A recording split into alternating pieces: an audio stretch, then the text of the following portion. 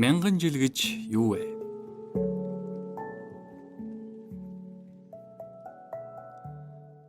Сайн байцгаана уу? Та бүхэндээ энэ өдрийн мэндийг хүргэе. Дахин уулзж байгаадаа баяртай байна.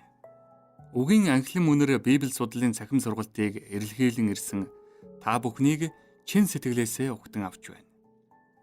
Өнгөрсөн удаад бид хүн төрлөختний түүхэн дэх хамгийн агуу үйл явдал болох Иесусийн дахин ирэлт, түүний шинж тэмдгүүдийг судалсан билээ. Үнэхээр бид одоо амьдарч буй энэхүү үеийг сүүлчийн цаг үе гэж хүлээн зөвшөөрөхөөс аргагүй юм. Тэгэхээр та бүхнээс асуумаар байна. Цаг үеийн төгсгөлд амьдарч байгаа бидний хийх ёстой хамгийн чухал зүйл юу вэ?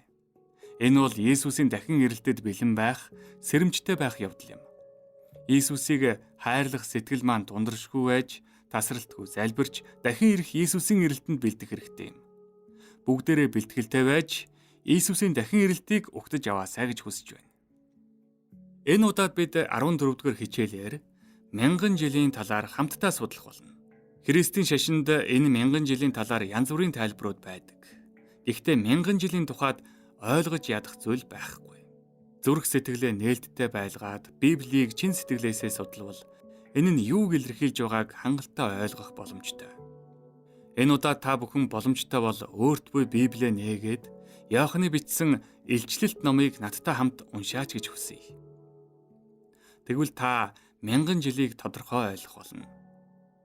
Гартаа ёроолгүй гүний түлхүүр асар том гинжтэй тэнгэрэлч тэнгэрээс бууж ирэхийг би харав. Тэрээр диавол ба сатан болох эртний могоо буюу лууг бариад түүнийг хүлж мянган жилийн турш ёроолгүй гүнд хайжээ. Тэгээд мянган жилийн дуустал үндэстнүүдийг цаашид мэхлүүлэхгүй тулд түүнийг төвжээд лацтав. Үүний дараа тэр ахархан хугацаанд суллагдах ёстой аж. Илчлэл 21-3.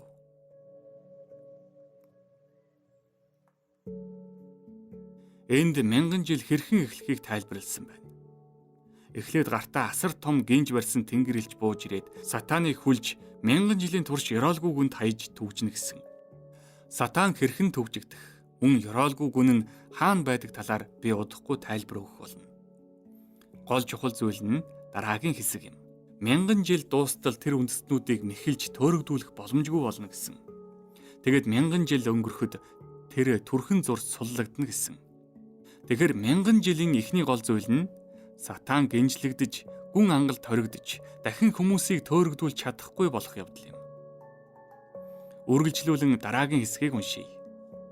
Би сентинүүдийг харав. Тэд дээр нь заларчээ. Тэдэнд шүүх эрх өгөгдсөн байлаа.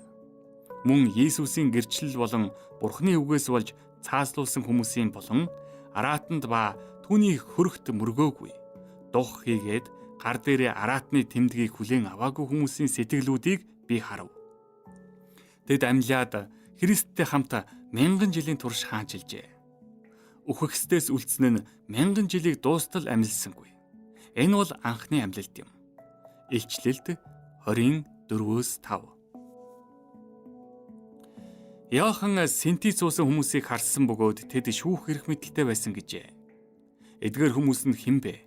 Тэд бол аврагдсан хүмүүс юм. Тэд амьлаад Христтэй хамт хаанчилсан гэжээ.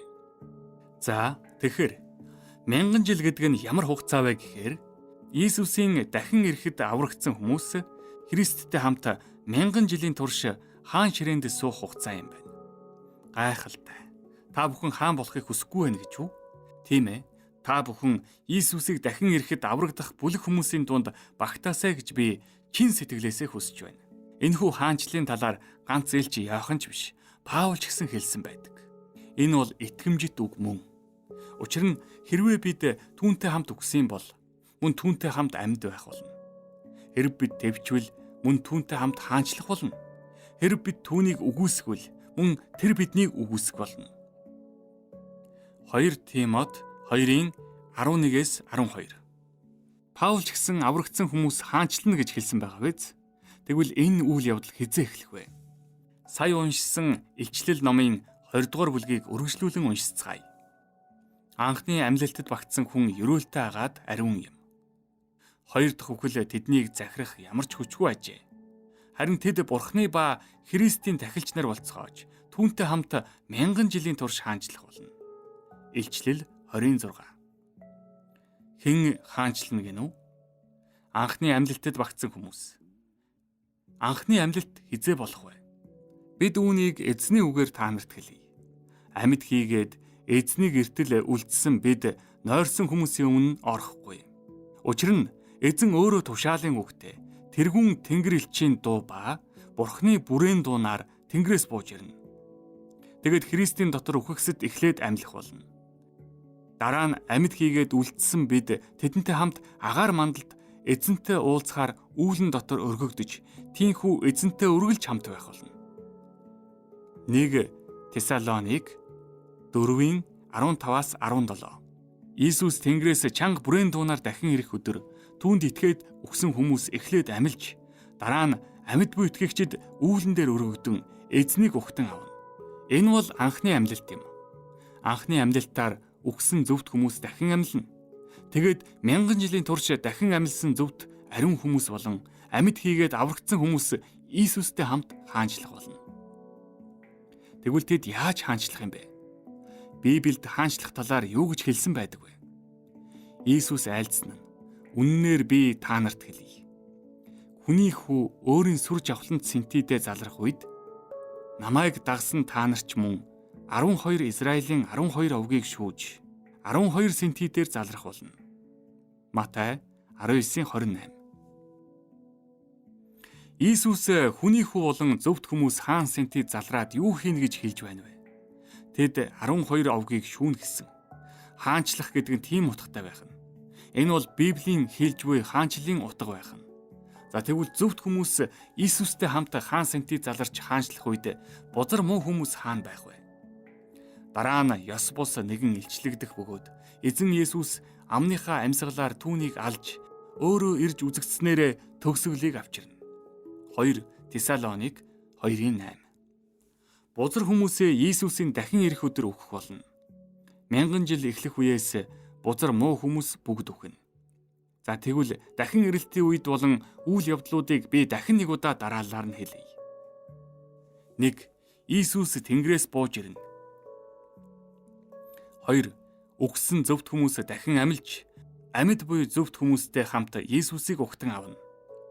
3.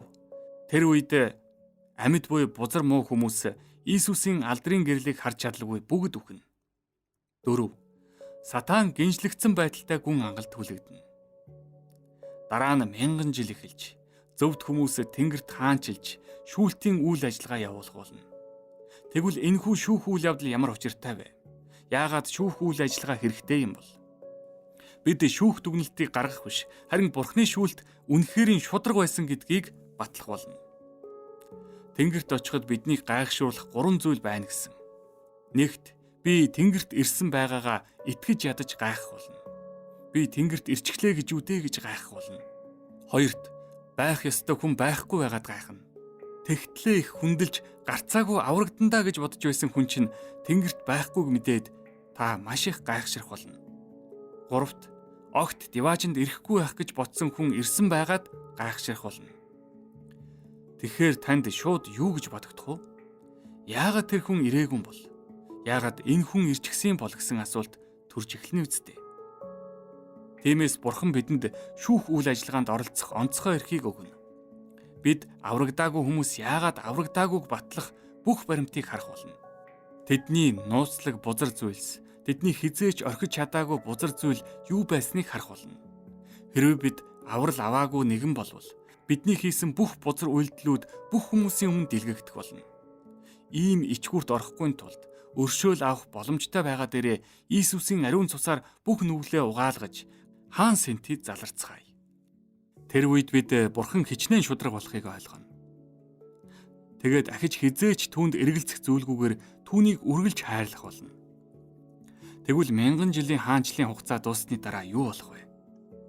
Ариун хот шинэ Иерусалим нь нөхөртөө очихоор гойсон сүд бүсгүй мэт бэлтгэгдэн Бурханаас гарч Тэнгэрээс бун ирэхийг би харлаа. Илчлэл 21:2. Аврагдсан хүмүүс Иерусалим хоттой хамт энэ дэлхийд бууж ирнэ. Мөн тэр үед Бурхан аврагдаагүй бүх бузар хүмүүсийг дахин амьлуулах болно. Аимшигтай дүр зураг гарна. 1000 жилийн турш газар дэлхий илэгдэж өмхөрч бузар хүмүүс дүүрэн гэм нүглээс үүссэн гамшигт байдлыг бодитоор харах болно. Тэгэд юу болохыг Библиэд ингэж тэмдэглэжээ. Мянган жил төгсөх үед Сатан шоронгоосоо суллагдан дэлхийн дөрвөн үндэст буюу үндэстнүүдийг Гог болон Магогийг мэхлэн тэднийг дайнд хамттан цуглуулахын тулд гарч ирнэ. Тэдний тоо тэнгисийн эргийн элс шиг аж. Илчлэлт 27-оос 8. Мянган жил ёроолгүй гүнд хаягдсан Сатан суллагдана. Ёроолгүй гүн гэж хаана байдаг газар вэ? Тэр бол дэлхийн бөмбөрцөг юм. Хинч байхгүй дэлхийд тэр мянган жилийн турш хэнийг ч мэхлэх боломжгүйгээр хаягдсан. Ийм ч учраас түүнийг гинжилж лацадсан гэж хэлсэн юм. Гэвч мянган жил дуусч бузар хүмүүс дахин амьлуулагддаг. Үүнийг Библиэд хоёр дахь амьлалт гэж тэмдэглэгдсэн. Тэр үед Сатан болон бурууга хүлээлгүй бузар муудаа өгсөн хүмүүс юу хийх бол? Тэд газрын ингээр нэг тарж ариун хүмүүсийн хуаран хайрлагдсан хотыг бүсэлжээ. Тэнгэрээс гал бууж тэднийг залгив. Илчлэл 29. Тэд аврагдаагүйгээ ойлгодог. Тэгэд Библиэд тэднийг газрын ингээр тарж ариун хүмүүсийн хуаран хайрлагдсан хотыг бүсэлжээ гэж хэлдэг.